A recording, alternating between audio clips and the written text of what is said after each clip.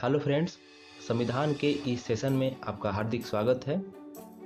आज हम लोग महान्यायवादी से संबंधित महत्वपूर्ण प्रश्नों को सॉल्व करेंगे। आशा है ये प्रश्न आपको परीक्षा में काफ़ी मदद साबित होगी। तो चलते हैं पहले प्रश्न की तरफ। भारत के महान्यायवादी को कैसे नियुक्त किया जाता है? संसद द्वारा, राष्ट्रपति द्वारा, संसद की सिफारिश पर राष्ट्रपति द्वारा या मुख्य न्यायाधीश द्वारा? राष्ट्रपति द्वारा। फ्रेंड्स, इस वीडियो में हम लोग महान्यायवादी और महाधिवक्ता दोनों से संबंधित प्रश्नों को सॉल्व करेंगे। नेक्स्ट, इससे क्लैरिटी भी बनेगी। राज्य सरकार को कानूनी मामलों में सलाह देने के लिए अधिकृत है मुख्य न्यायाधीश, महान्यायवादी, महाधिवक्ता, उच्च न्यायालय के न्यायाधीशों की खंडपीठ। महाधिवक्ता। सलाह देने के लिए महाधिवक्ता। ध्यान रखें, इसमें जो अंतिम ऑप्शन है उच्च न्यायालय के न्यायाधीशों की खंडपीठ, यह लग तो रही है सटीक, लेकिन महाधिवक्ता है इसमें। इस कारण कानूनी मामलों में सलाह देने के लिए महाधिवक्ता ही सही होगा। नेक्स्ट, भारत का प्रथम विधि अधिकारी के रूप में कौन जाना जाता है? भारत का मुख्य न्यायाधीश, भारत का महानियंत्रक, भारत का महान्यायवादी या फिर विधि सचिव? भारत का महान्यायवादी प्रथम विधि अधिकारी होता है देश का। नेक्स्ट, भारत का सॉलिसिटर होता है एक प्रशासनिक अधिकारी, एक न्यायिक सलाहकार, प्रधानमंत्री का सलाहकार या राष्ट्रपति को सलाह देने के लिए एक कानूनी अधिकारी? भारत का सॉलिसिटर जनरल जो होता है सॉलिसिटर, वह एक न्यायिक सलाहकार होता है। नेक्स्ट, संविधान के किस अनुच्छेद में भारत के महान्यायवादी के पद की व्यवस्था की गई है? अनुच्छेद 76, अनुच्छेद 79, अनुच्छेद 148 या फिर अनुच्छेद 324? अनुच्छेद 76 में भारत के महान्यायवादी के पद की व्यवस्था की गई है। नेक्स्ट, महान्यायवादी का कार्यकाल कितने समय का होता है? 6 वर्ष, 5 वर्ष, 6 वर्ष या 65 वर्ष की आयु में से जो पहले हो या संविधान द्वारा निश्चित नहीं किया गया है? ध्यान रखें, संविधान द्वारा निश्चित नहीं किया गया है। महान्यायवादी का कार्यकाल संविधान द्वारा निश्चित नहीं किया गया है। अगर बात करते सीएजी का, तो सीएजी अभी जस्ट हम लोग पिछले वीडियो में देखे हैं कि उनका कार्यकाल 6 वर्ष या 65 वर्ष की आयु में से जो भी पहले हो होता है, लेकिन महान्यायवादी का कोई भी स्पष्ट नहीं किया गया है। ये काफ़ी इंपॉर्टेंट प्रश्न होगा। नेक्स्ट, महान्यायवादी को किस प्रकार हटाया जा सकता है? संसद द्वारा, प्रधानमंत्री द्वारा, सर्वोच्च न्यायालय के मुख्य न्यायाधीश के द्वारा? संविधान में उसको हटाने को लेकर कोई मूल व्यवस्था नहीं दी गई है।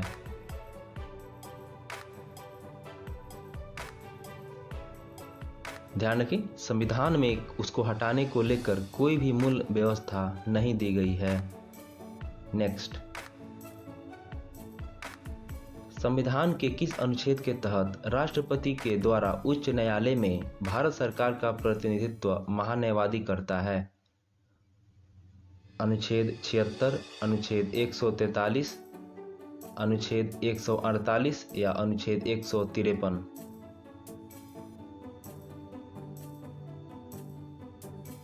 ध्यान रखें, अनुच्छेद 143। इसी के तहत राष्ट्रपति के द्वारा उच्च न्यायालय में भारत सरकार का प्रतिनिधित्व महान्यायवादी करता है। नेक्स्ट, भारत में 3 अधिकारियों को विधि अधिकारी माना गया है, निम्न में से कौन सा एक नहीं है? फ्रेंड्स, यह काफ़ी ही इंपॉर्टेंट प्रश्न है। पहला ऑप्शन होगा भारत का महान्यायवादी, भारत का महाधिवक्ता, भारत का अपर महाधिवक्ता। उपरोक्त सभी विधि अधिकारी हैं।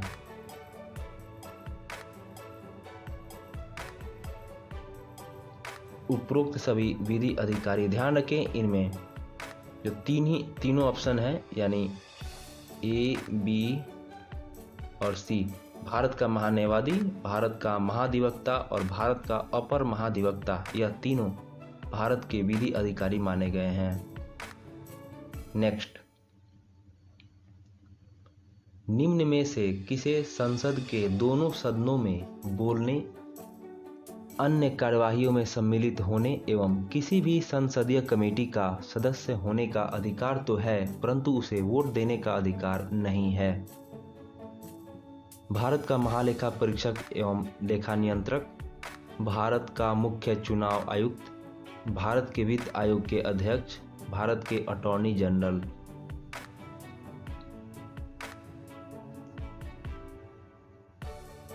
भारत के अटॉर्नी जनरल, इसे कमेटी में सदस्य होने का अधिकार है लेकिन वोट देने का अधिकार नहीं है। नेक्स्ट, राज्य के महाधिवक्ता की नियुक्ति कौन करता है? राज्य का राज्यपाल, मुख्यमंत्री, राष्ट्रपति या फिर सुप्रीम कोर्ट के मुख्य न्यायाधीश? ध्यान रखें, राज्य का महाधिवक्ता की नियुक्ति राज्य का राज्यपाल करता है। नेक्स्ट, भारत सरकार को कानूनी विषयों पर कौन परामर्श देता है? अटॉर्नी जनरल, उच्चतम न्यायालय के मुख्य न्यायाधीश, विधि आयोग के अध्यक्ष या इनमें से कोई नहीं? अटॉर्नी जनरल, यह भारत सरकार को कानूनी विषयों पर परामर्श देता है। नेक्स्ट, निम्नलिखित में से भारत का महान्यायवादी के संबंध में कौन सही है? लोकसभा का कार्यवाही में भाग ले सकता है, लोकसभा की किसी समिति का सदस्य हो सकता है, लोकसभा में बोल सकता है, लोकसभा में मतदान कर सकता है। इसमें पहला ऑप्शन होगा केवल 1, केवल 2 एवं 4, 1, 2 एवं 3 या फिर 1 एवं 3।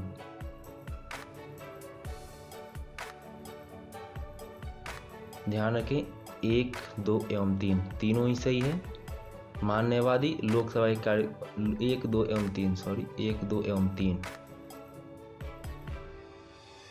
लोकसभा के कार्यवाहियों में भाग ले सकता है, लोकसभा के किसी भी समिति का सदस्य हो सकता है और लोकसभा में बोल भी सकता है, परंतु वह लोकसभा में मतदान नहीं कर सकता है।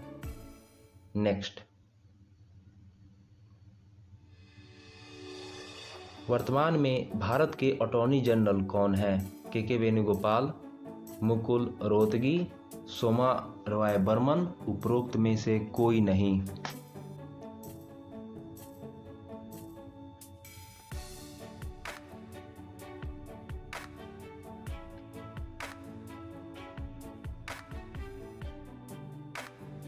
ये हैं